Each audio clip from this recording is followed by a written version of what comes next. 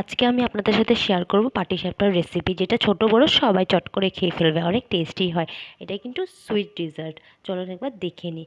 নমস্কার বন্ধুরা, পম্পি কুকিংয়ে সবাইকে স্বাগত জানাচ্ছি। আর মকর সংক্রান্তির আমার তরফ থেকে সবাইকে আদর আর ভালোবাসা রইল। সবাই ভালো থাকুন, সুস্থ থাকুন। তো এখানে আমি আধা বাটির মতন চালের গুঁড়ো নিয়েছি, আধা বাটি ময়দা নিয়েছি, আর নিয়েছি আমি নারকেল কুড়ো আর গুড় নিয়েছি। আমি এখানে আমার আখের গুড় আমি নিয়েছি, আপনারা চাইলে খেজুরের গুঁড়ো নিতে পারেন। আমি এটাকে নারকেল কুড়োটাকে আমি পুরের মতন বানিয়ে নিয়েছিলাম, যেরকম নাড়ু করে লক্ষ্মী পুজোতে ওইরকমই আমি পুরের মতন বানিয়ে নিয়েছি। সেটা আমি ভিডিওতে আর দেখাইনি। তো আমি একটা বাটি নিয়ে নিয়েছি, ওর মধ্যে আমি হাফ বাটি চালের গুঁড়োর ময়দাটা দিয়ে দিলাম। আর আমি কিন্তু অনেক ইজি প্রসেসে দেখাচ্ছি। আমি গুড়গুলো এর মধ্যে দিয়ে দিলাম।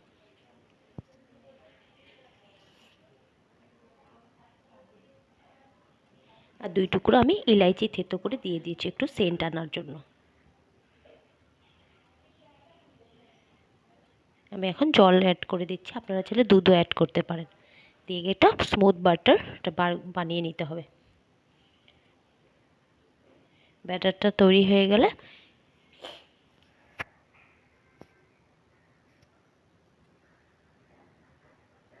ব্যাটারটা তৈরি হয়ে গেছে।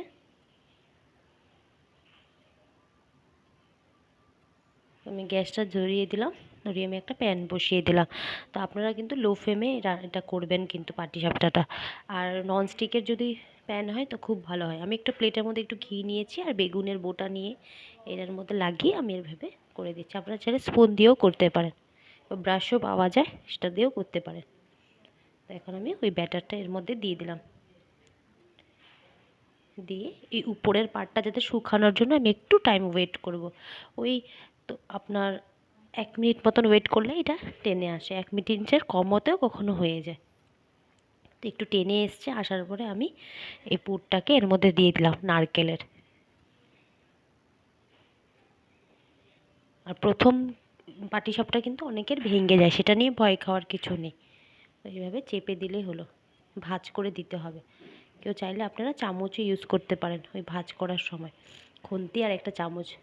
তো এখানে আমরা হাত ইউজ করেছি। তো অনেক গরম থাকে, তো ছ্যাঁকা লাগার থাকে, সাবধানতার জন্য আমি বলছি চামচ ইউজ করে নিতে। ব্যাস রেডি হয়ে গেল। অনেক ইজি প্রসেস। এইভাবেই আমি বাকিগুলোও বানিয়ে নেব।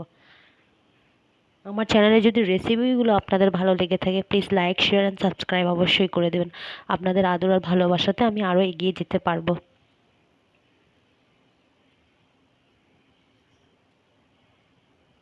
সেম টু সেম এইভাবে দিয়ে দিতে হবে।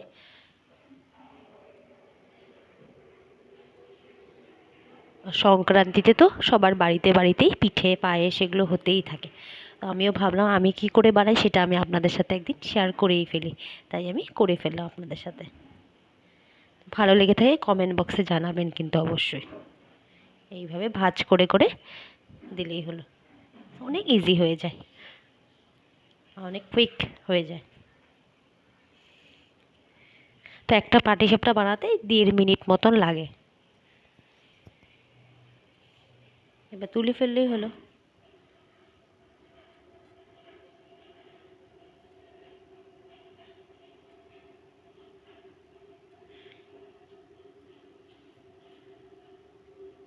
তো বাকিগুলো আমি এভাবেই করে নিয়েছি। তো রেডি হয়ে গেছে পাটিসাপটা। আমি একটা আপনাকে টেস্ট করে দেখাচ্ছি আপনাদেরকে।